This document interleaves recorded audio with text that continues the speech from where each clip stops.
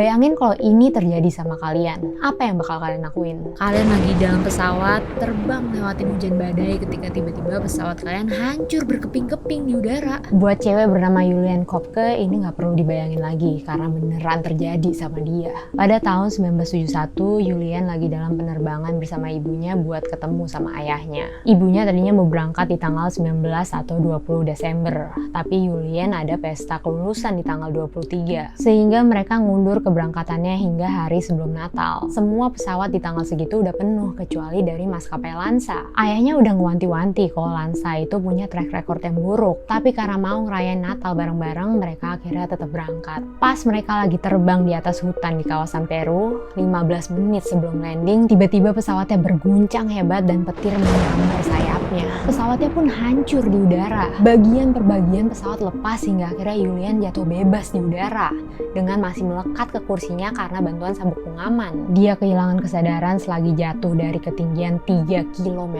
Tapi kemudian dia kebangun dengan pandangan dipenuhi dedaunan. Dia menderita gegar otak, tulang selangkanya patah, banyak luka dalam di lengan dan kakinya, dan ligamen di lututnya robek. Tapi cederanya bisa dibilang sangat minim, considering kalau dia habis jatuh dari pesawat yang lagi terbang. Dia berusaha manggil ibunya tapi yang kedengeran cuma suara dari hutan. Saat itu Julian cuma pakai mini dress dan sendal yang hilang sebelah. Dan lebih parahnya kacamatanya hilang sehingga dia nggak bisa lihat apa-apa. Tapi entah suatu kebetulan atau gimana, kedua orang tua Julian adalah ahli ilmu hewan yang sering ngajak Julian buat ikut ke hutan-hutan di Peru. Sehingga dia udah paham banget sama seluk-beluknya dan bisa menghindar dari bahaya. Julian nemu sekantong permen dan ini satu-satunya asupan yang dia makan selama dia mencari jalan keluar dari hutan itu. Selagi berkeliling dia diguyur hujan, melihat mayat-mayat yang masih terkunci ke kursi pesawat, dikelilingin sama burung bangkai, pertanda banyak jasad di sekitar dia, dan lukanya perlahan-lahan digerogotin sama belatung.